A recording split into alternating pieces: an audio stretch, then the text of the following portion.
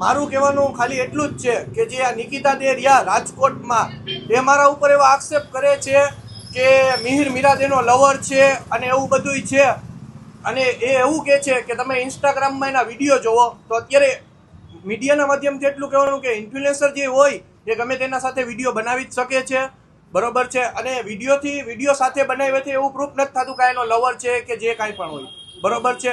અને હું મીરા સાથે રહું છું એ મારા ફેમિલીમાં પણ એક્સેપ્ટ છે, મારા ફેમિલીને પણ ખબર છે, બરોબર. એ મારા ઉપર ખોટા આવી રીતના આક્ષેપ નાખે છે કે ભાઈ હું આવી રીતના આ મને પહેરાવે છે, જે બધું મને આપે છે, તો એનું પ્રૂફ એ મને આપી શકે છે, બરોબર. કે એને ગાડીઓ લઈ દે છે કે XYZ, બરોબર છે.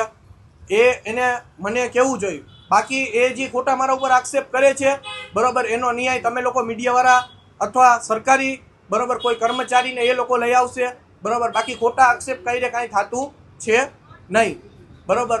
મારે એટલું જ જણાવવાનું કે જે આ તદ્દન એવું કહે છે કે મિહિર આવી રીતના આમ છે, ઓલું પેલું છે, તો એ કાલે મીડિયામાં એવું કીધેલ છે કે મીરાને મિહિરે મને સોરઠિયાવાળી સર્કલે બોલાવી અને એવું કીધું સમાધાન માટે કે હું તમારા પાસે માફી માંગુ છું, તમે આવી જાઓ. એ નિકિતા દે એવું કહે છે, બરોબર છે. તો અમે એને સમાધાન માટે અમે એને માફી માંગતા હોય તો એ કઈ રીતથી આવા જે સ્ટન્ટ કરે છે ફિનાઇલ પીને કે મીરા દેના અને મિહિરના ત્રાસથી હું આવું કરું છું, બરોબર.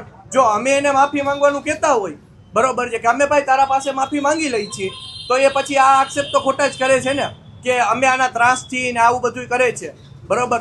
અને જો અમે એને ત્રાસ કે એવું કાંઈ પણ આપ્યું હશે, બરોબર, તો એ રજૂઆત કરે, બરોબર. મારું એટલું જ કહેવાનું છે કે મેં એને કોલ કર્યો કે મારું રેકોર્ડિંગ એના પાસે હોય કે ભાઈ મિહિરે ધમકી આપી કે મીરાદેએ ધમકી આપી, બરોબર. મારું ક્યાંય પણ આટલા દિવસમાં છેલ્લા મહિના દિવસમાં એના સાથે કોલ રેકોર્ડિંગ હોય, બરોબર, એ રજૂઆત કરે. બાકી ખોટી રીતના આવા આક્ષેપ કરે નહીં, બરોબર. ખોટા આક્ષેપ કરશે તો હું એક ફેમિલીવાળો માણસ છું, બરોબર. તો હું મારું ફેમિલી બધાય સાથે લઈ અને હું કાયદેસરની કાર્યવાહી કરીશ ને આગળ વધીશ. આક્ષેપો કર્યા છે તદ્દન ખોટા ને ખોટા, એમની સિવાયમાં કોઈ સાચી વાત છે જ નહીં.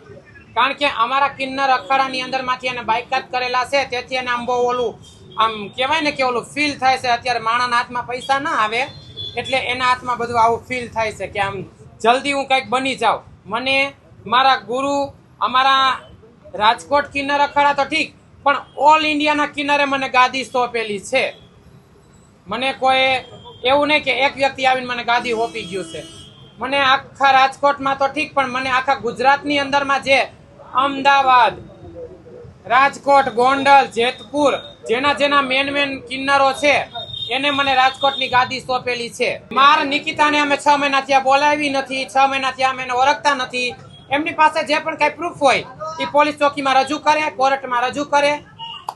બસ મારું એટલું જ કહેવાનું છે કે તદ્દન આક્ષેપો ખોટા છે. અને રહી વાત કરે છે 5 લાખ રૂપિયાની કે પબ્લિકમાંથી કાયમ 5 લાખ રૂપિયા કમાઈને મીરા આવે છે, તો પબ્લિક એવું ગાંડું થઈ ગયું નથી કે મને કાયમના 5 લાખ પબ્લિક આપી દે. અને અમારા અખાડાની અંદર પાવલી ભાગ મારા ગુરુનો બને છે, પાવલી ભાગ મારો બને છે, અને જે પણ બીજો ભાગ વધે છે મારા કિન્નરોનો. એ એવું કહે છે કે મને 1000 રૂપિયા આપી દે છે ને મીરનું બધું આ તો મીર અત્યારે ઘરે જામનગરની અંદર ભાડે રહે છે.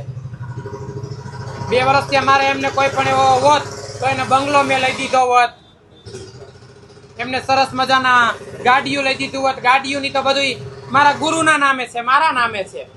જ્યારે મારે રાજકોટની અંદર નહીં રહેવાનું થાય ત્યારે બધું મારા ગુરુને સોંપવાનું થાય.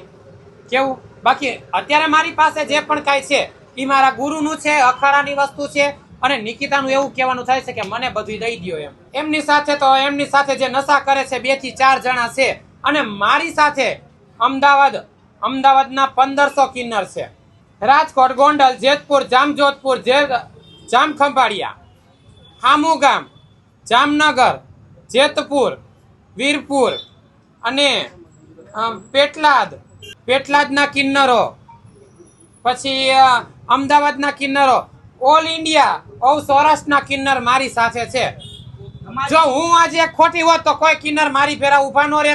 જો હું મિહિરને બધું આપી દેતી હોત તો મારા ગુરુએ ગાદી કીધું ની મારી પાસેથી લઈ લીધી હોત.